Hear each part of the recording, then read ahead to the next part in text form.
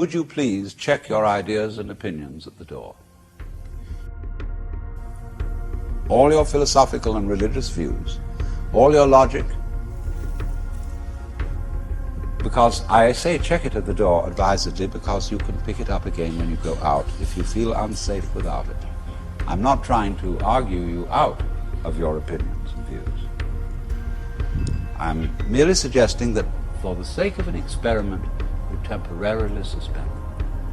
Hello and welcome to the Philosophical Minds podcast, an exploration of all things philosophical, alchemical, and esoteric, from the psycho-spiritual to the material-chemical nature of the all.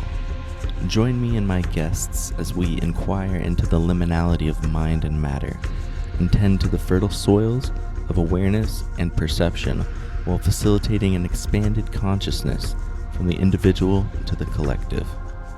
If you enjoy the show and find it of value, consider supporting and becoming a patron via the Patreon at patreon.com/philosophicalminds. A small contribution makes a big difference and definitely makes it easier for me to continue the show, although I will always do my best to keep it flowing regardless. Thank you all, and let's get into it. All right, tonight I am here with herbalist, alchemist, host of the Modern Mystic podcast, founder and owner of Medicine Buddha Labs, Taylor Doretti. Taylor, you're doing good things. Your website remod is looking excellent, by the way. Your podcast is excellent as well. How are you doing? Thanks. Small, quick correction. I'm sorry to do this to you. It's Mystic Business, the Mystic Business podcast. Oh, damn. What did I say?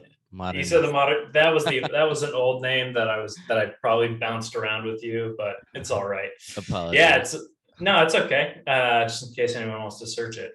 Yeah, everything's going good. The website is probably like 90% there. So by the time this gets released to everybody, then that, the Medicine Buddha Labs website will be in, full launch and live mode, and people can go check out whatever they want to go explore there.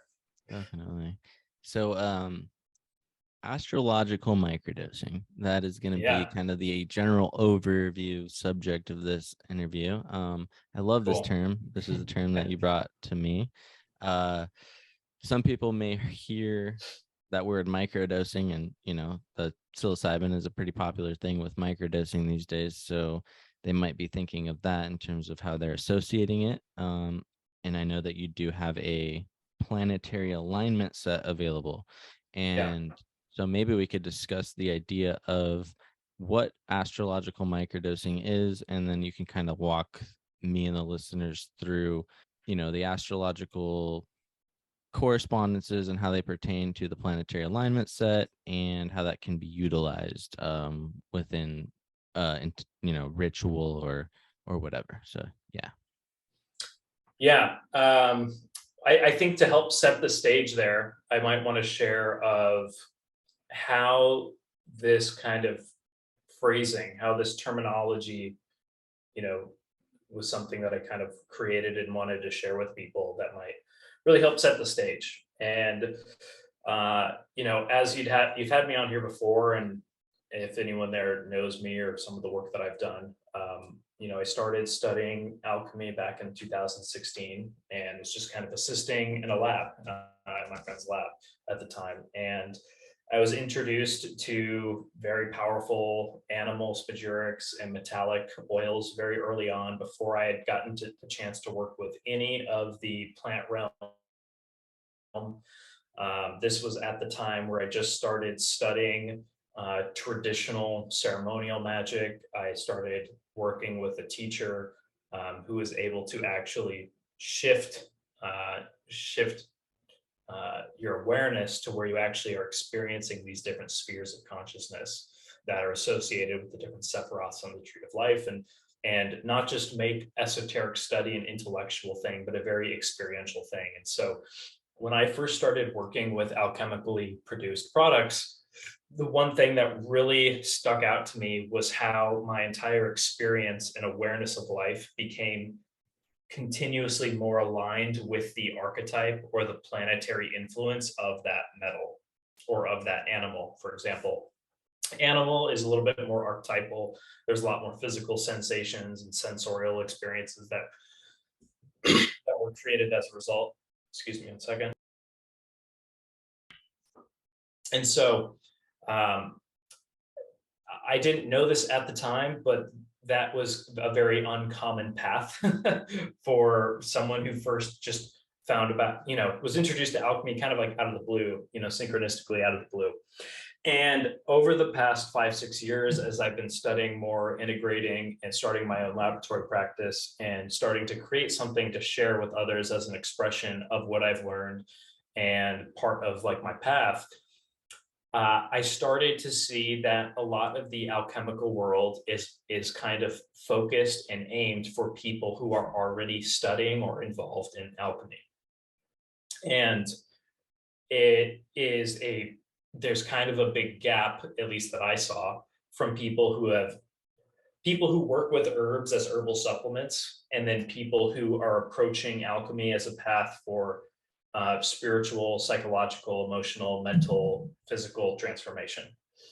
And something that I wanted to create is a way to bridge that so that people can begin to start creating a foundation for how they relate to alchemy, how they can work with herbal spagyrics of all different types.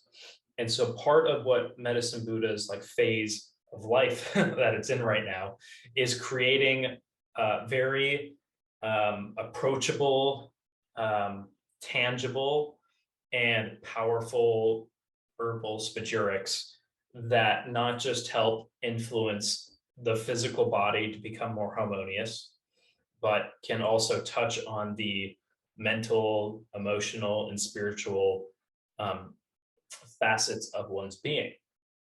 And so I started to look at what is already in the world that people approach that is both a secular and spiritual, kind of pathway that can be used, both ways depending on one's intention approaching it. And so I started to really become aware of how big microdosing had really become in our society. And this is something that,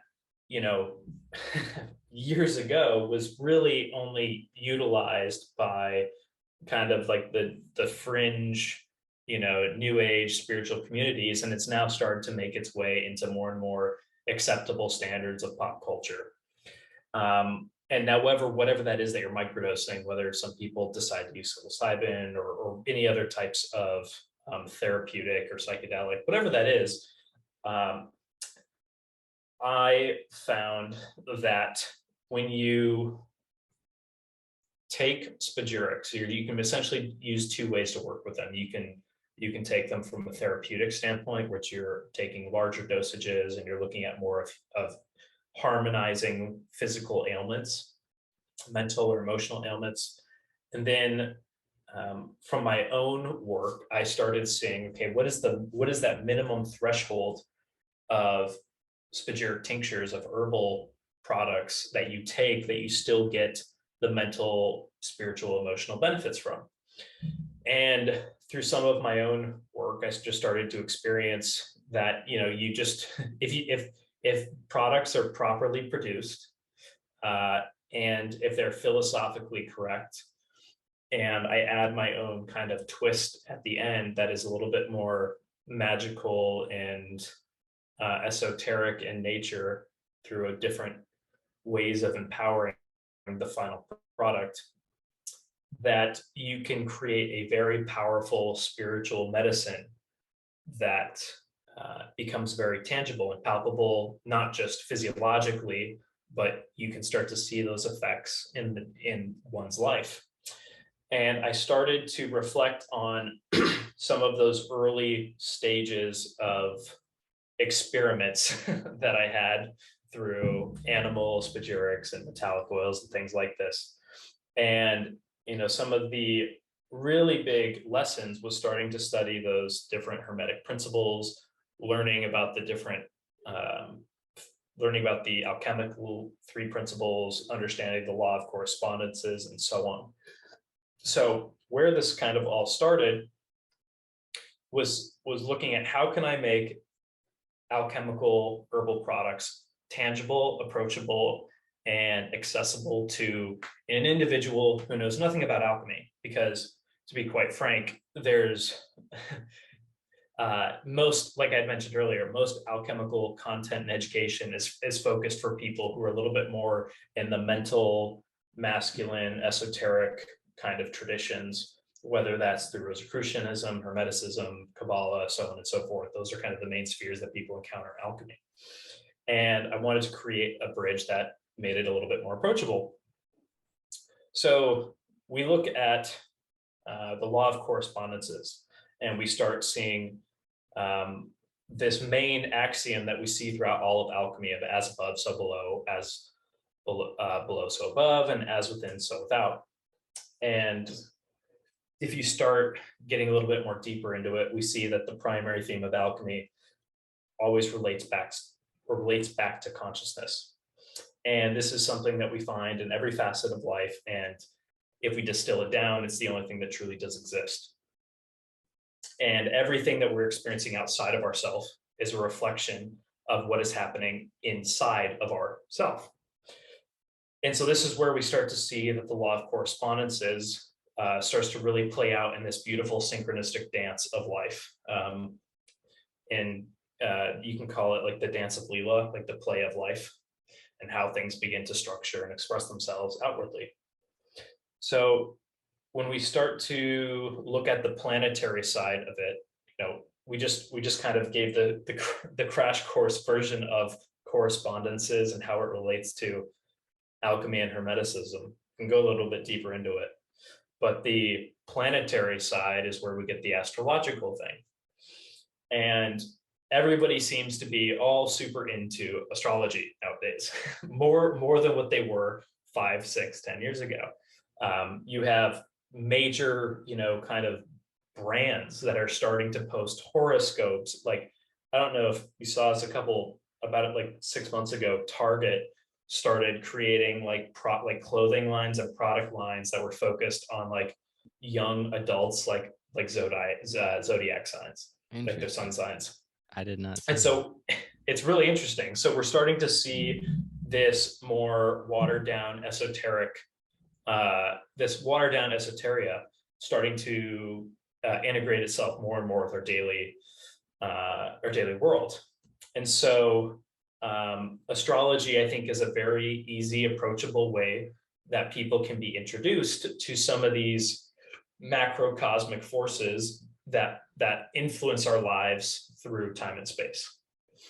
And when we start to study just kind of the bare minimum of the influences that the planets have from our individual points of evolution and our individual awarenesses, all the way to our birth charts and how people perceive us. This is just a way that you don't really have to give yourself a lot of introspection or mental gymnastics, because there's so many different sources that have different spins on them. Not saying that all of those are correct, but it's a plethora of information out there.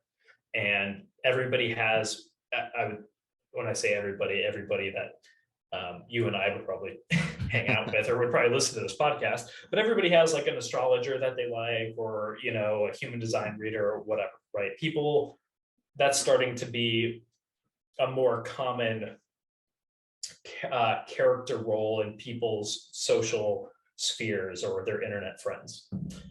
And so kind of moving these two together of astrology and microdosing, because when you start working with alchemical spagyrics and you start working with these types of elixirs, you quite literally are beginning to microdose the planetary influence through its correspondence with the earth. And so this is why following planetary hours becomes so important when you have a creation that is created like this, because it's being imprinted with that planetary force over and over and over, whether it's on the day that it's made, the hour that it's being worked on, influence. And this is what's very important to get this part of it. Not every spagyric really has to go through this process, but this is kind of the whole thing. So this is one part that I pay very mindful attention to on this. And so the 7 basics are a herbal spagyric set that classically every laboratory apprentice creates. And for those that don't know what that is, a spagyric tincture is one of the most rudimentary or basic forms of spagyric preparations. It contains the 3 principles. So we have the sulfur, which is the consciousness or the soul, the spiritual volatilization of that herb or of that material. This is the most volatile pieces of that plant that are extracted through either a tincturing process or steam distillation. This is what's going to influence the spiritual nature when you imbibe this within yourself. And then you have the mercury, which is the spirit or the liquor. And this is also going to be another volatile component, but it's going to influence more of the mind and more of the intellectual aggregates. And it kind of floats, somewhere in between, because being associated with, the god Mercury or Hermes, it flows back and forth between the higher and the lower. And so it's that constant being that is in both the higher and the lower, the physical and the spiritual dimensions at once. And then we have the salt, which is the philosophical body or the physical manifestation or the rudimentary structure that is the vehicle or the chariot for the mind and the soul to merge together and create life in this animate or inanimate object. It's, if you don't have these 3 principles, then nothing can truly be can truly exist like in the physical world. It has to have all 3. So we have these 3 basic principles that have started, that you can kind of process, that you can extract or refine really through the spagyric process. And being a tincture, it is a little bit less of a intensive process to go through as other spagyric preparations. And that's where you capture your sulfur and your spirit, or your sulfur and your mercury, and adding the salt back into it, and you get this refined spagyric tincture product at the end of it. And each of these tinctures or spagyrics are based off of an herb that is associated with a planet. So in this set that I created, for the sun, we have rosemary. So it's going to be very energetic, very rejuvenative, very regenerating. It's going to bring a lot of strength to the spirit, to the soul, to the body, to the mind. And it's going to have that classic solar energy associated with it. And then you have a herb for the moon. Then you have one for Mercury, Venus, Mars, Jupiter, Saturn, and so on. And so I selected each herb associated with it, with this planet, based off my experiences with it and the way that I have found it to really embody that planetary archetype. So for the moon, I have mugwort. Mugwort sometimes gets associated with Venus. I think there's other reasons why people associate it with Venus. It's a classic women's herb for different female cycles of life. But I personally found that mugwort really activates that astral waters that is a classic sign of a lunar herb. And so this I've used for enhancing intuition, invoking lucid dreaming, bringing one more into touch with their intuition and desires and so forth. And then for Mercury, we have lavender, which helps calm the mind, relieve anxiety, depression. It's very mentally soothing. And then for Venus, we have Damiana, which is a classic aphrodisiac that really begins to open up the heart and kind of relax the nervous system. And then for Mars, we have nettle, which is Another I love classic. that one. It's great, isn't it? It's like, I it's just fantastic. I just want to chime in Yeah, please. I'm and totally say, rambling. because I've been fortunate enough, you've sent me quite a few of your preparations, and that was one of them that really stood out to me in particular, was the nettle. And there was a number of instances where I had definitely witnessed the power of that. And you know, like I would come home and I'd be exhausted and, you know, just not feeling. And I'm somebody who, guilty as charged, I do drink a lot of caffeine, and I know that that's not the best, but you know, just whatever, to try to maybe get a little bit more extra energy or whatever. But there was a couple instances where I had microdosed with that Martian nettle, and legitimately had experienced not only it it was it was on the physical level. Like I would be able, I was like, oh, I want to go out and do some yard work. Like I was feeling energized, and it was Right. 100% without a doubt, like this is some powerful stuff, and I loved it. And I think that was one of the ones I went through really quick. um the other one that you had sent me was I think it was there was the olive oil, which was, I think, um the solar one, Olive and leaf. then Olive yeah, leaf. olive leaf, and then Yep. there's a couple ones, the olive oil, and then the ginseng, the mercury ginseng aspect. That one was another one that I loved. And then the guru formula, that was probably, I would say, the guru formula and then the nettle were two of, for me, the experiences that I had with those were pretty profound in terms of the way that they had kind of informed my whole perspective. Because prior to those, I hadn't really had a whole lot of, I guess, mindful experience in terms of Yeah. working with different preparations and kind of making the connections between their Right. planetary correspondences, and trying to kind of correlate that in my mind, and considering that, and being mindful of that until I had worked with those. So it was kind of like a really illuminating experience for me.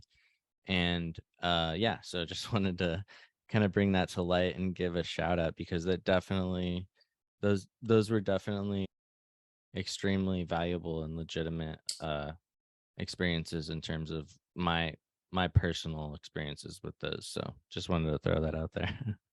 Well, I appreciate it. It's you know, all those ones you just mentioned. When I go to approach working with an herb, um, I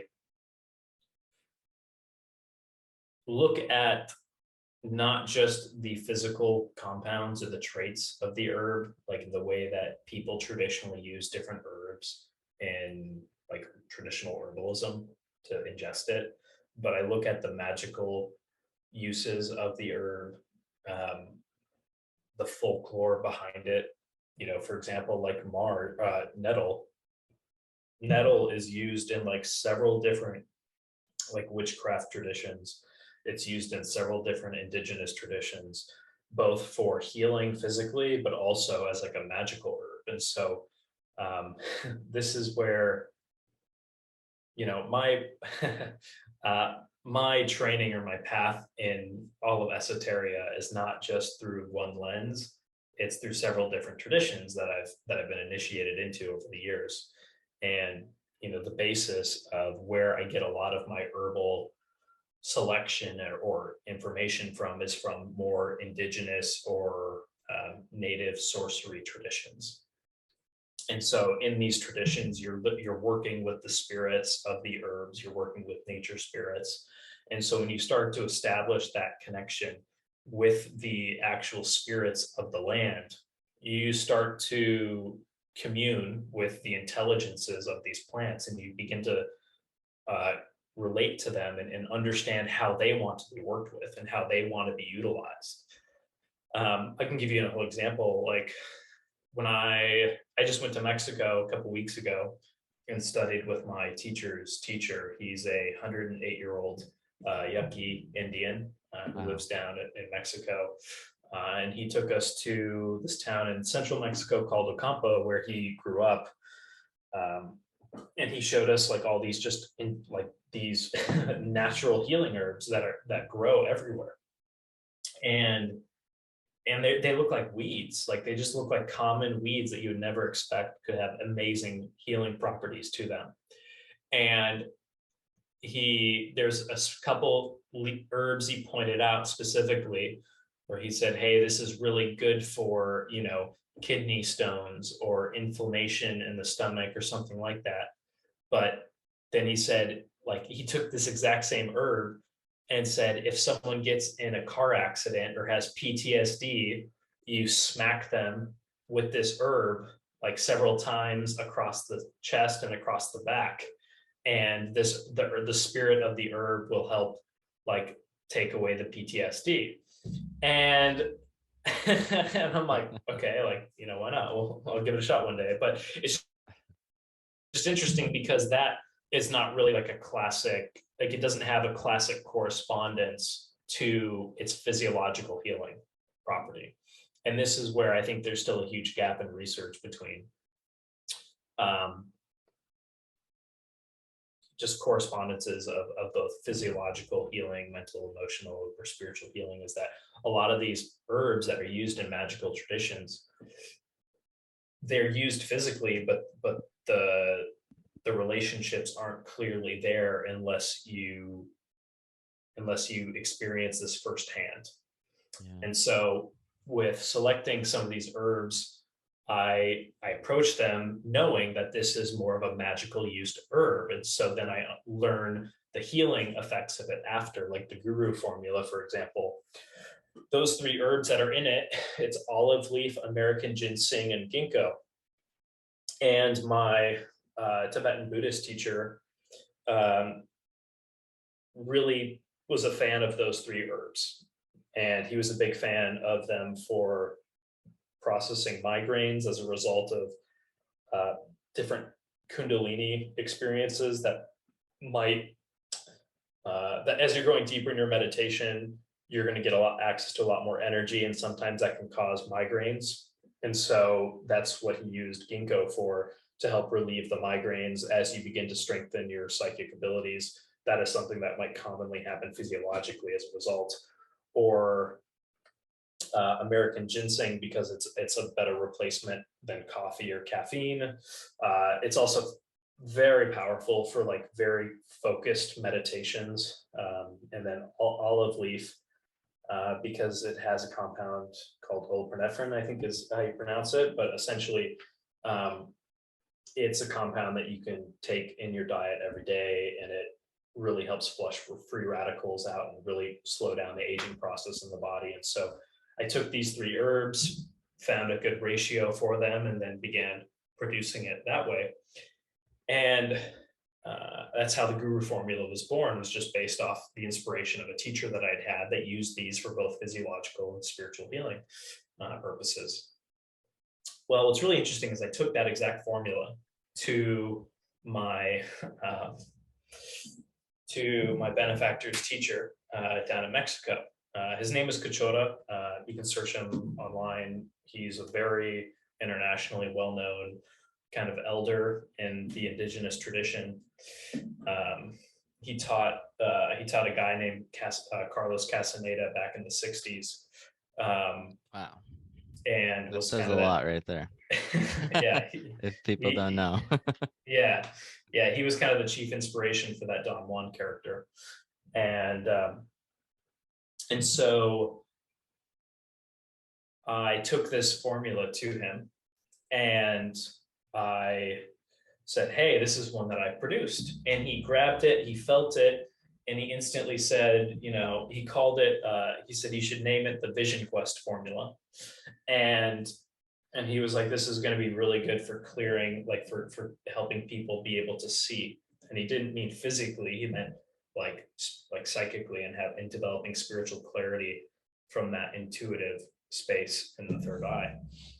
And it was just really interesting to me to see how you can have multiple different uses from these different herbs when you begin to incorporate them through different, you know, magical or spiritual means.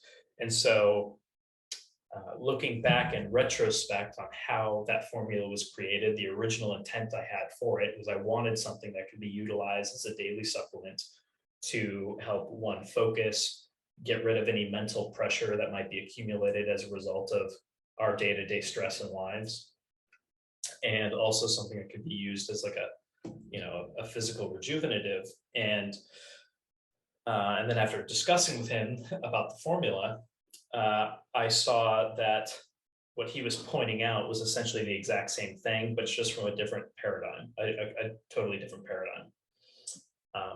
And so this is why when I approach alchemy, I'm incorporating all of these traditions that I have had experience and training and contact in. And that is part of the intention behind Medicine Buddha Labs, is to make the spiritual, physical, and magical uses of these herbs and of alchemical preparations accessible to people, so that they can begin their own journey with alchemy, and so they can incorporate it into the routines and the practices that they have already. Because if I feel very bad for anyone who is like, I'm super interested in alchemy, and then they find themselves on Reddit forums where people have no idea what they're talking about, or they're lost in these like forums deep on the internet, because there's not a lot of like accessible education for just like the standard individual who has no background about esoteric studies whatsoever. And I think what you're doing like with the podcast is super cool, because you're creating kind of like little digestible audios or interviews that can help make this a little bit more accessible to people. Yeah, I appreciate that. Yeah, I just want to say real quick, before we move on, the Guru formula in particular, it's funny because I think we might all apply kind of our own thoughts onto some of these things sometimes. And for me, one of the things that I would, microdose with that Guru formula, and I would just crank away at, say, doing like online website work or something like that, and just be in a flow. And, I'm sure there's possibly a partial placebo effect to that, but it's funny because with I think it was the ginseng in particular, that mercurial ginseng spagyric that I had used, that one, I was like having a lot of very communicative, more complex or in-depth conversations, or even more of a difficult conversations to have, and they were just happening with ease almost. And so the first couple of times I was like, is this just me? Maybe I'm just kind of thinking this, or maybe this is just a placebo or something. And I would just continue to kind of experiment with it and see what happened. And it's just very fascinating for me, because whether it was placebo or not, it was definitely effective. And it definitely had kind of opened up, at least inside of me, some ability to be able to navigate more like maybe complex or difficult conversations in a way that it was at ease, and it was just flowing. And I don't know, it was kind of fascinating. So just wanted to throw that out there. Well, it's interesting you say that, because and I hope too many people listening to this who are purists in certain traditions don't decide to crucify me for it, but I'll just be very straightforward. You look at classic alchemical literature, you look at some of the research that's been done, people associate ginseng with the sun primarily. Okay. And Panax ginseng, which is more of like Asian or Korean ginseng, those are like way too strong of an herb for me. So I work a lot with American ginseng. It has a much more of a cooler profile to it. It's a lot more yin. And I find it to be a perfect physical and mental stimulant, as opposed to Asian ginseng, which does, to me, embody that solar essence. Because if you're sensitive to it, you will feel your body get very hot very quickly. So the American ginseng, I started just looking at pictures of it, and it looks like a man.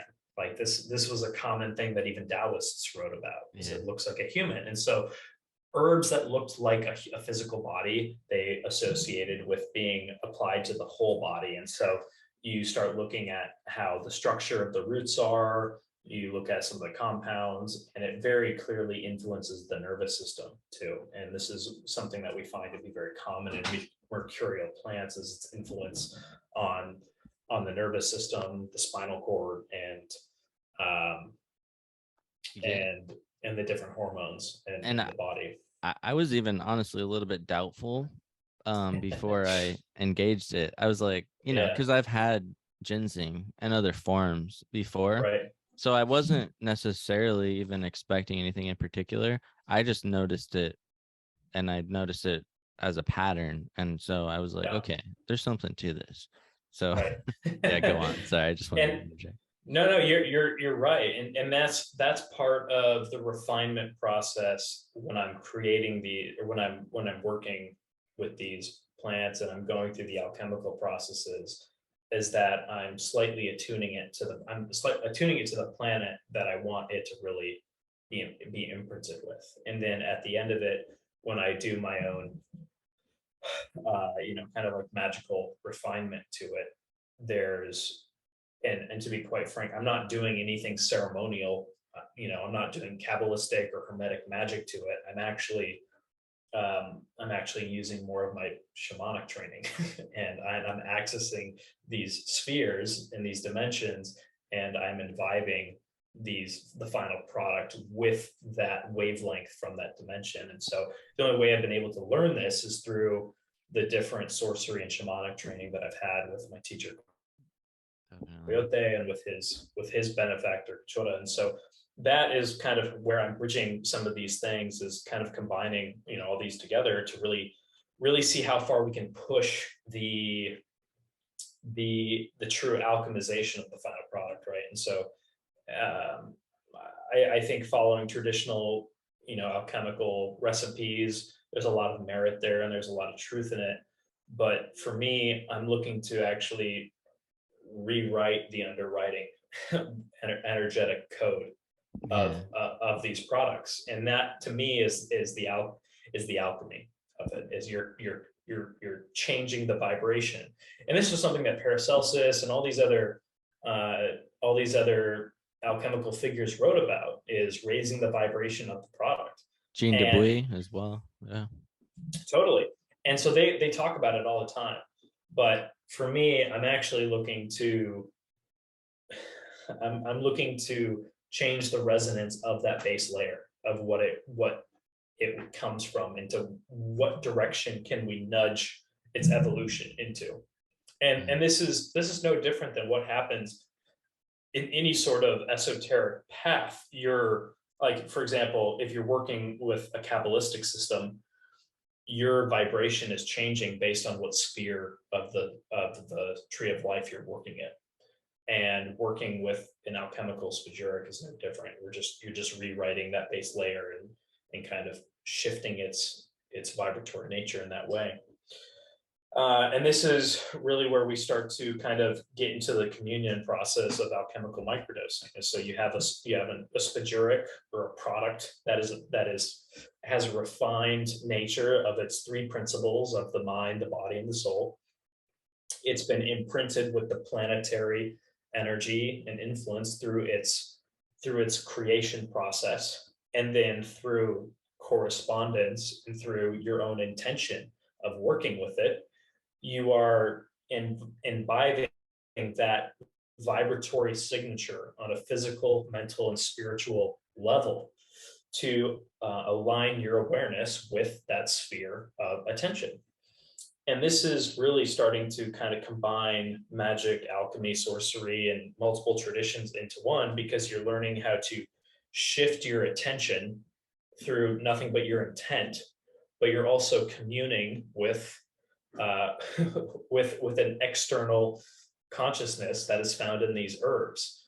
So you're just kind of bridging a lot of taboo pathways in this way, which to me is I feel like a heretic sometimes, doing this. But I found it to be one of the fastest ways to train and shift your attention and start working in multiple worlds simultaneously. Yeah. And it's definitely purposeful. It's not just willy-nilly. I mean, these herbs, they do have a history of particular energetic associations as well, and that lends credence to those planetary correspondences, for example.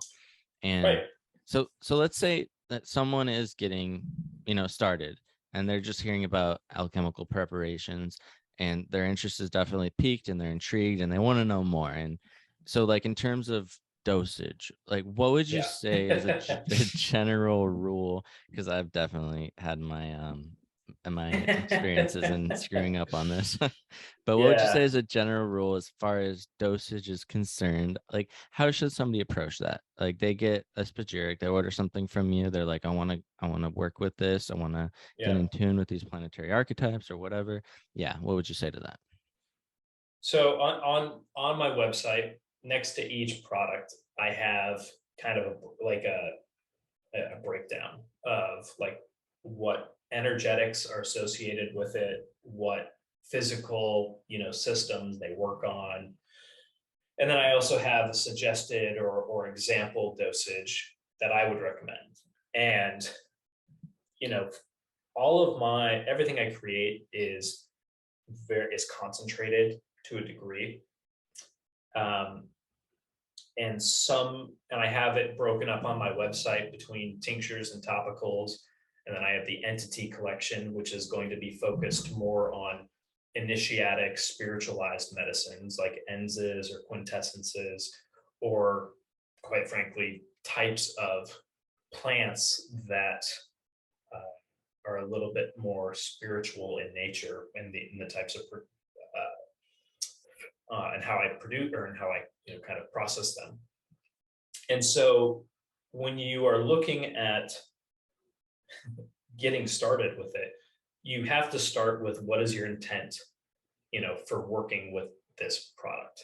And I would say even before you get to the dosage, how do you know which one to work with, right? And there's two ways to really navigate this. And I think it's going to be a mix of both for some people. For men, they're possibly and more likely to approach this very intellectually.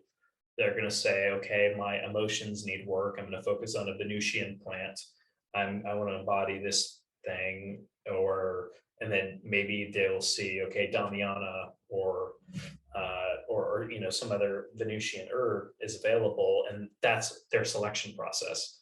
I think that works for a lot of people early on because they can just start to get acquainted with each one individually and go from there.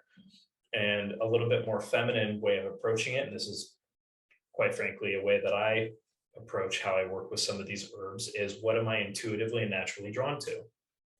And so this could just be an herb that I've read about that's interesting me, something that I feel really magnetized to, and I start with whatever that is. And then when it comes down to suggested dosage, this is where your intent really has to come into play. Like, what is your intent? Are you looking to physically like harmonize an area of your body that this herb is known to help with? So for example, like nettles is really good for muscular inflammation. I find it, and as you've experienced, I find it to be fantastic for very, very high amounts of subtle energy. Definitely. And because I found it to almost influence the subtle body a little bit more than the physical body, but when your subtle body is strong and solid, that translates to physical energy. So you have to know what is your aim, like what is your intent with this? Are you looking for a spiritual experience? Then maybe you want to work with an ends. Are you looking for something to help your mind be more calm, more focused? Are you looking to undo and unlearn habitual or mental structures that you have basically inherited and accepted all up into your life until now? And that's kind of how you approach it. Daniel Wiseman has a fantastic article, The Medicines for the Heart, for the Head, the Heart, the Hara.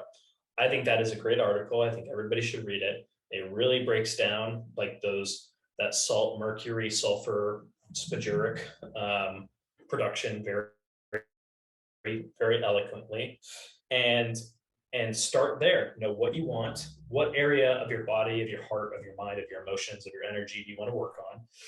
And then when you finally get the product, when you finally get the product, this is where everybody is going to be different. And here's an example.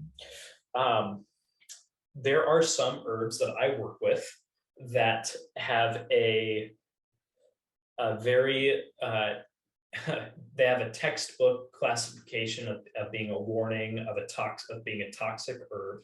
And I can work with those in very high dosages, and I am fine. My blood tests are consistent.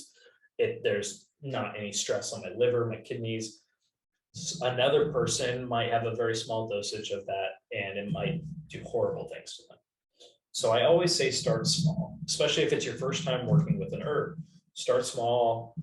Everything on my website you could easily take, 5 drops of, and you could see where that where that brings you.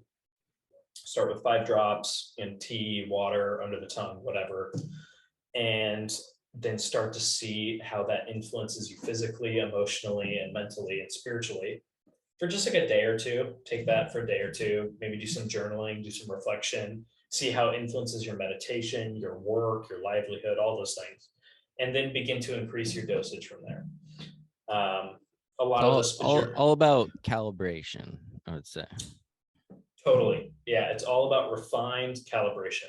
The thing is like when you're working with things in the magical or esoteric realm, you have to be firm in your intent.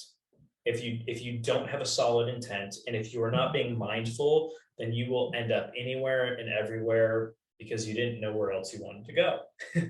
And this is one of the first things that any good teacher will train you in any magical or esoteric studies, is how to refine and discern your intent, and how to pay very mindful attention to the influence of your awareness and how things externally or internally begin to shift your attention.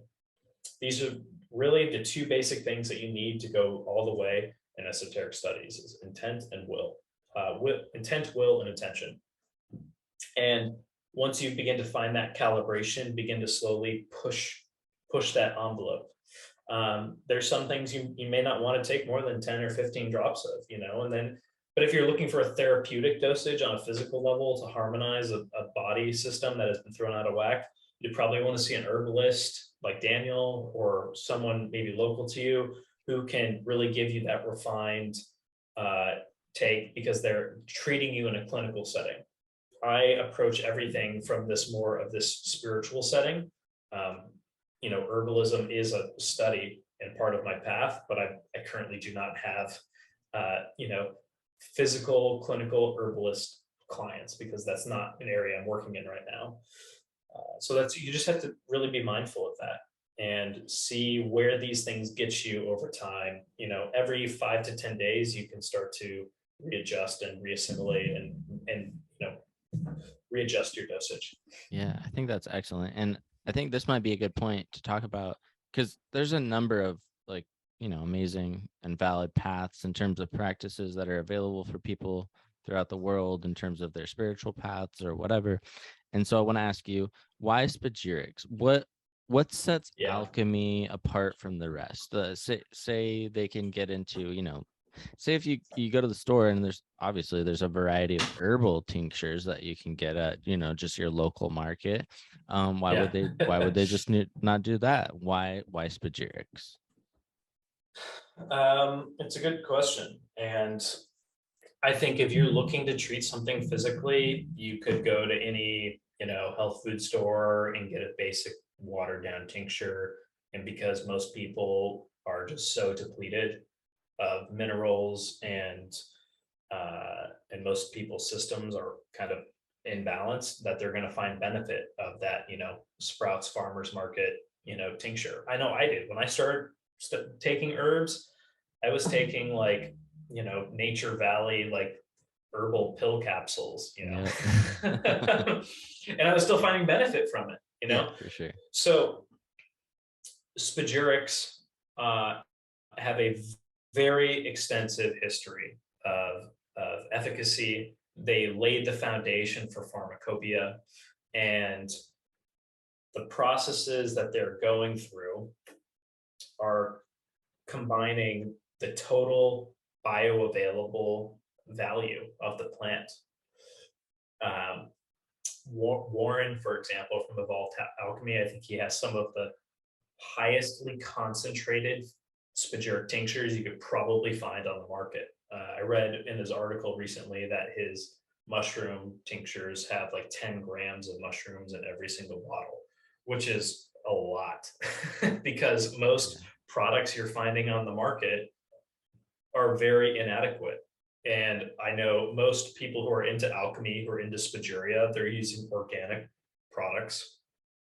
They're using organic herbs, they're using organic alcohol, whether it's like honey spirit or cane sugar spirit, or grape spirit, something like that. They're using very high quality products. They're paying very mindful attention to the process. Even when you start getting into like scaled manufacturing processes, like what Warren does, he's still very involved in the process. It's not a set it and forget it type of manufacturing process. There's involvement at every single step, and truly, this is where the alchemy begins to come into play, because anybody can practice laboratory spagyria.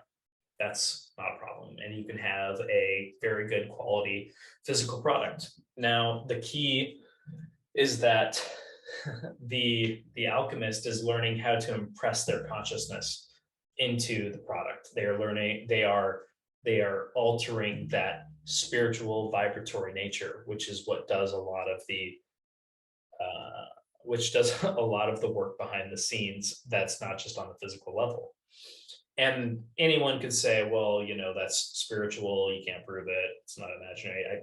I call bullshit. I think if you have any sort of sensitivity to energy, you can take two products side by side, the exact same herbal product, one made by someone who's very good and refined at the spiritual elevation of a product, and someone who's just making it laboratory, through a traditional laboratory process. You will be able to know the difference of what you're imbibing, because the awareness and the consciousness of the individual is being impressed into it. Definitely. And what other processes they're doing after to it. Yeah, I think that consciousness impression aspect is definitely a huge one.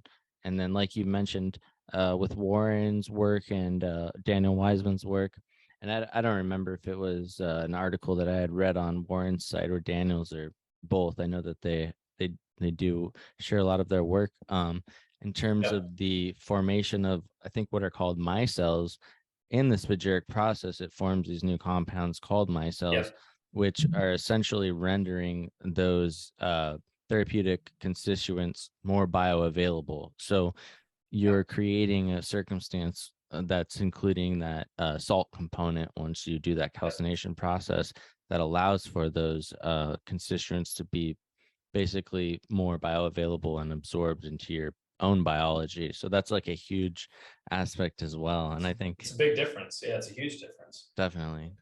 And so people might be also wondering, there's spagyrics, and then they're going online, so maybe they're interested, they're like, okay, I'm definitely into this, and they're checking out maybe some different offerings on different websites, and they're seeing there's essences, there's elixirs, there's ENS extracts, there's spagyrics. So they're probably like, what is the difference between all of these things? So I think maybe it'd be really cool if you could kind of touch on all of that. Yeah, so this kind of goes back to creating preparations that are focused on really serving or influencing one of those three principles, right? So you have spagyric tinctures, which are going to be much more focused on the physical body. It's going to be focused on the salt principle. You're going to have spagyric essences, which are going to be more focused on the mercury principle. You're only getting the volatile constituents of the sulfur and the mercury. in that end product. Really, the salt of sulfur is being incinerated and calcined and then added back into it. So that's what is present in the spagyric tincture process. That's not going to be present in essence. You have an elixir, which is a little bit more of a sulfur focused end product. I actually took, when I ordered some stuff from Daniel, he sent me a elixir of scarlet cordyceps. And I actually had a dual extract of cordyceps by a totally different producer. And I found that the elixir was much more powerful. Interesting. Much more powerful. And I was only taking 5-8 drops of that elixir versus this dual extract, which was still, you know, a solid, like light orange color. It clearly had a lot of both the alcohol soluble and the water soluble compounds in there. I could only feel the influence from that for like maybe like half an hour to an hour, but the elixir, I would feel it for half the day. So it's going to be, it's a product that is produced out of distilling the sulfur principle over the salts several times. And there's a fusion there, and you're getting very, very sulfur saturated salts, which is creating a different end environmental reaction there. So that's where you have the spagyric tincture, you have spagyric essences, spagyric elixir. So each of those three is attuned to one of those three principles that we talked about at the very beginning. If people are looking to like look at this a little bit more, I have this Astrological Microdosing PDF, like ebook on my website that'll be available. You can download it. It's like 15 or so pages, but it kind of goes into high level but specific detail about everything that we've kind of been talking about so far, from like the three principles to through the law of correspondences and the astrological microdosing piece and so on. So that might be a good resource for people to check out more, because they probably don't want to rewind this like 5 times to get the information out of it. And then you have these other products like a quintessence or a magistry or an ends, and these are going to be a little bit more initiatic in nature. I've recently been kind of reviewing my study of the ends, and I am starting to actually lean towards that the Hartmann recipe that is so popular by using oil of tartar is not actually philosophically correct. Okay. Because that final product, the salt is not in that final product. And some people could say, well, the oil of tartar, you know, is dissolving the water soluble salts in the preparation, and then it's being transferred over. But I don't actually see how that would work chemically or philosophically, because you're using a vegetable magnet to pull the ends or the oil, the volatile constituents over. And if the oil of tartar is dissolving the water soluble minerals, well, you're using essentially a 95 to 100% pure vegetable spirit as the magnet, which anyone who's ever tried to dissolve purified salts into alcohol, they know it doesn't work. So I don't think it's a philosophically correct product just from that alone. I've got a ton more research to look into it, but what I can tell you is that an ends is a very volatile extract. I do think it does actually influence and bring over the consciousness or the entity of the plant. So it is alchemical in that nature, as it's bringing over the intelligence of it, because that is something that I've experienced in all of the enses that I've produced through the Hartmann product. I do not know if it's the true premium ends that people talk about in these different recipes. So I have a lot more research and practice to do with that. And you said Hartmann a couple of times. Can you elaborate? Who's this? Is this an individual that you're speaking about? Yeah. So the famous ends recipe that people are super familiar with was popularized by this guy named Hartmann. And I believe he was translating one of Paracelsus's notes. And this recipe is the popular ends recipe that people talk about, where you take potassium carbonate you let it deliquesce outside, you collect the oil of tartar, and then you take the herb in its planetary hour on its planetary day, you macerate it in the oil of tartar, and then a day or 2 days later, you put the vegetable magna on top, and you let the volatile constituents absorb into the spirit. You filter or decant off that pure spirit containing the volatile components, and then that you can either distill the spirit off to where you're just getting this like maple syrup, or this like syrupy resin almost, which people say is the true ends, or you can have it in a tinctured form. So, and just real quick, when we're talking about ENS extracts, are these primarily going to contain the alkaloids? Is that something that's common with these? Yeah. Extremely common. Yeah, you're getting an alkaloid extraction of it. And what about with spagyrics or other preparations? Do those not, or sometimes do they not contain those alkaloids? In the ends, you're going to have a very concentrated amount of alkaloids and other terpenes and alcohol soluble product, other alcohol soluble components. Now, in like a spagyric tincture, for example, if you're just tincturing that plant with the alcohol, it's going to be in there, but it's going to have all that other plant matter. So like if you take a ends of, we'll just say like rosemary, for example, it's this very deep golden extract, right? And then if you have a tincture of rosemary, it's like this like blood red. It's like a blood red tincture. And you look at these two and you're like, okay, there's obviously very big differences here, right? So the oil of tartar is pulling out, all of these water soluble components that then the vegetable magnet is absorbing into itself, but it's not pulling everything that the oil of tartar pulled out of it, which is where you get the separation of those two layers, right? You have different colors going on. In the tincture of that plant, if you're just using pure alcohol, you're getting, very densely colored extract because there are components that alcohol is pulling out that the alcohol is pulling out, like chlorophyll, for example. If you're using like a water and alcohol, a dual extract or something. Yeah, exactly, a dual extract, and you do them separately, you're getting two totally different colors. If you do it together, they're going to be very cloudy. Ben actually I took Ben's herbal course a year and a half ago, and he talks about how there's like Ben Terrell, Temple of Mercury. Yeah, good plug. He's great. He's really good. In his course, he talks about how alcohol dissolves gums and resins, and water dissolves waxes and sugars. I might be mixing those two up, but you get the point.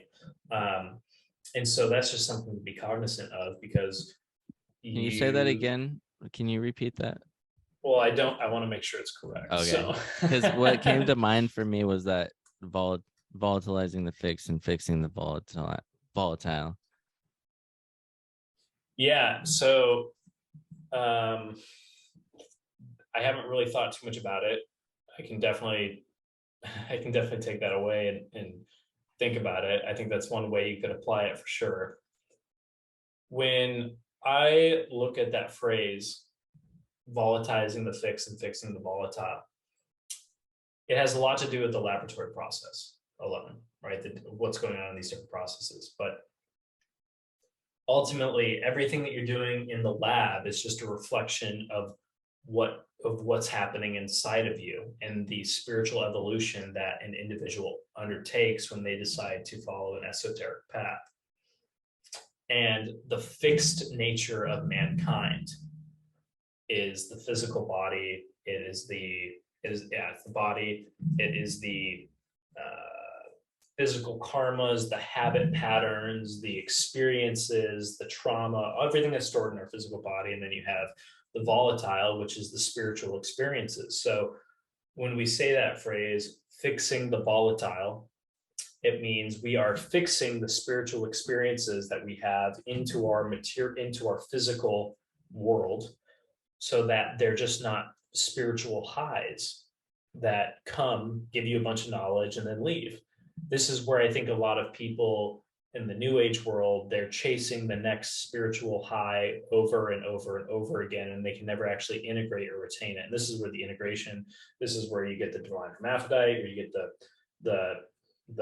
the triangles overlapping, the pentagram, so on and so forth. And then, so that's fixing the volatile and volatilizing the fixed, which is, in order for us to have these spiritual experiences, we have to calcine the dross off of our core nature. We have to start not being so attached to what's going on physically. And that's not saying just become a space cadet and fly away, but you have to integrate the spiritual and the physical, and the physical and the spiritual. And this is where, there's going to be things that you have to do physically to refine your body. You have to refine your senses. You have to start turning all of that latent vital energy towards a spiritual source and place your attention there. And that is where the two kind of start to begin to merge.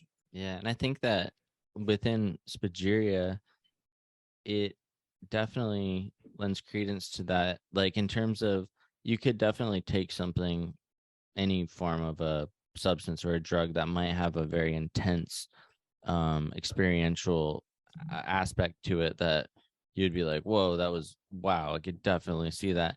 But in terms of spagyric, it's something that's a little bit more subtle, but more long-term and integrative, that over time it integrates more with your being and really refines you. And it's not just something that's going to be like a temporary high, or like a temporary pleasure or something along those lines, but it's something that really refines and calibrates your being.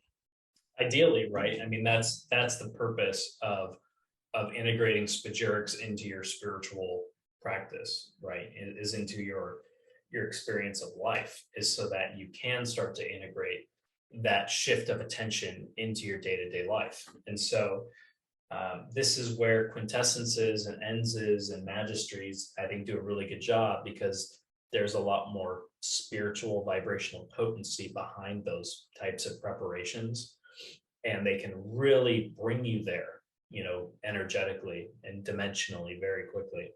And if you start living your day-to-day life through that lens, then you start to see where that already exists naturally in your own awareness, like in your own life, in your own consciousness. And you stop needing these external products, because it's already become a part of yourself. That to me was one of the most powerful things about the animal spagyrics, is that I would work with I would take one vial of it over the course of a couple of weeks, and then I wouldn't need to take that animal spagyric ever again, because that consciousness was woven into mine. And I began to see through the lens of the awareness of that animal. And then if you get a really good produced spagyric, like an animal spagyric, your senses and your hormones begin to start changing, and you can start kind of taking on some of the physical senses that those animals are, so commonly known for. So, the whole point of spagyrics is not to become hooked on these like pharmaceuticals. It is not to become dependent on this, which is what I saw a lot of people doing through different alchemical companies. They got hooked like it was a drug. And that's not what this is. It's not a drug. It's meant to be a tool. It's meant to be something that you work with, and then you stop, because hopefully you've done your work and you can move on to something else. I know it's not a very good business model to say, hey, use this a couple times and then don't use it again. But it's like Wild Medicine Buddha Labs is a business and is a platform for products and education and experiences.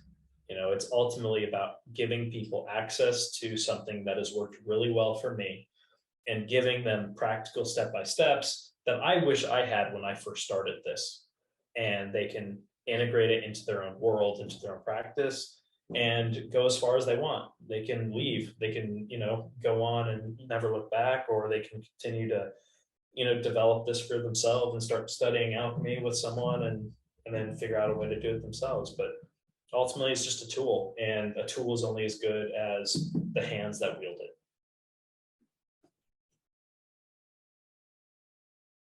You are on mute. Sorry about that. I was going to say, absolutely. And in terms of medicine, I mean, you can look at all different forms of medicine. You could look throughout history, and I mean, these processes, these are as good as it gets as far as anything that you can research in terms of the integrity and the quality and everything that goes into it. It's truly, it is as good as it gets in my estimation. And yeah, so anyway, with that being said, is there anything that we didn't cover that you would like to touch on before we wrap this up? Or no, I think we kind of covered all of it. I've got a couple workshops coming up in the fall that I'll be posting more about on the website. And then I think the biggest thing now is that I've kind of been in the soft launch phase, that now Medicine Buddha Labs is going to be, fully alive, functioning website. So people can go and learn about the different herbs that I've worked with or that I have available. I've got the PDF, the Astrological Microdosing PDF, with some recommended practices and steps and journals that people can start applying this to their own product, or to their own experience and practice. And then, I'll have these 7 basics up. I'm only going to have a limited run for this first time. I've just got a lot of stuff going on outside of this.